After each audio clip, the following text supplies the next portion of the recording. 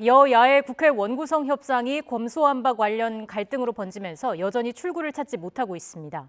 이런 가운데 장제원 의원 등 친윤 의원들을 중심으로 한 연구 모임이 오늘부터 본격적인 활동을 재개했습니다. 자세한 내용 국회 취재기자 연결해서 알아보겠습니다. 이경국 기자.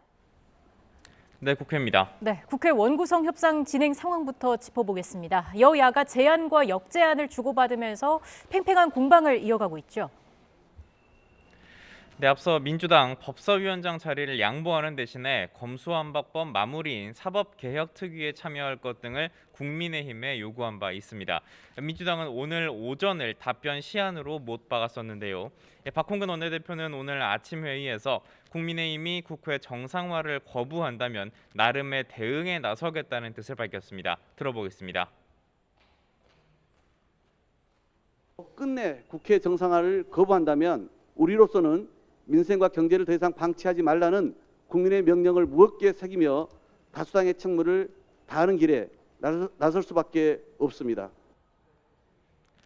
네, 하지만 국민의힘 권성동 원내대표 검수완박 악법 끼워 팔기라고 비판하면서 민주당의 제안 받아들일 수 없다고 강조했습니다. 이어서 민주당을 향해 이렇게 역제안했습니다. 들어보겠습니다. 민주당이 진심으로 법사위원장을 국민의힘에게 반환할 생각이라면 본회의를 열어 국회의장단과 법사위원장을 먼저 선출할 것을 제안합니다.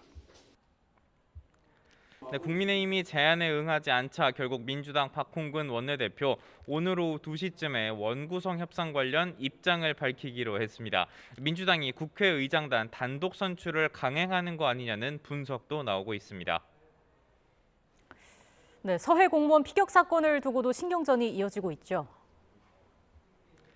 네, 맞습니다. 민주당은 오늘부터 당내 서해 피격 사건 대응 TF를 가동을 합니다.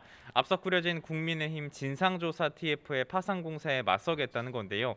우상호 비대위원장과 이 피살 공무원의 유가족 면담이 진행되는 등 민주당도 적극적인 대응에 나서는 모습입니다. 국민의힘도 공세 수위를 더욱 끌어올리고 있습니다. 진상조사 TF를 이끄는 국민의힘 하태경 의원은 여야가 함께 국회 진상조사 특위를 구성하자면서 대통령 기록물도 이 특위를 통해서 공개하자고 민주당을 압박하고 있습니다. 민주당은 국회 차원의 특위 구성에는 부정적인 입장을 밝힌 상황인데요. 다만 진성준 민주당 원내수석 부대표는 MBC 라디오에 나와 국민의힘이 정식으로 제안한다면 대통령 기록물 열람에는 동의할 수도 있다는 입장을 내놨습니다. 네, 다음으로 국민의힘 소식 살펴보겠습니다. 친윤계 의원들의 연구 모임이 활동을 재개했다고요. 네, 맞습니다. 친윤 핵심이라고 할 수 있죠. 장제원 의원이 이끄는 연구 모임 미래혁신 포럼이 오늘 활동을 재개했습니다. 김종인 전 비대위원장 초청 강연을 시작으로 활동을 본격화한다는 계획인데요. 오늘 모임에 권성동 원내대표를 포함해서 국민의힘 현역 의원만 무려 50여 명이 참석을 했습니다. 친윤계 의원들은 물론이고요. 안철수 의원도 함께 자리를 했는데요. 이를 두고 친윤그룹과 안철수 의원이 거리를 좁히면서 이준석 대표를 사실상 압박하는 거 아니냐는 분석까지 나오고 있습니다. 이준석 대표가 주도적으로 추진한 국민의힘 혁신위원회도 오늘 첫 회의를 열고 활동에 돌입합니다. 사조직이라는 비판과 이준석 대표에 대한 징계 심의 등 악조건들을 뚫고 당 쇄신을 이어갈 수 있을지 관심이 주목됩니다. 방금 말씀드린 것처럼 국민의힘 내부의 혼란이 계속되고 있는 상황인데요.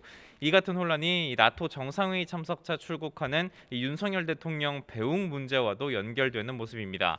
여당 지도부 가운데 권성동 원내대표만 오늘 공항을 찾아서 윤석열 대통령을 배웅할 것으로 전해졌는데요. 대통령실이 이준석 대표의 윤리위 징계 논란 그리고 친윤계와의 충돌 등 정치적인 상황들을 고려해서 거리를 두는 거 아니냐는 해석이 나오고 있습니다. 이런 가운데 민주당 오늘 전당대회 준비위원회 회의를 열고 당대표 선거 규칙을 논의했습니다. 현행 45%인 대의원의 투표 반영 비율을 줄일지와 함께 집단 지도 체제로 변경할지 등이 테이블에 함께 오른 것으로 전해졌습니다. 지금까지 국회에서 YTN 이경국입니다.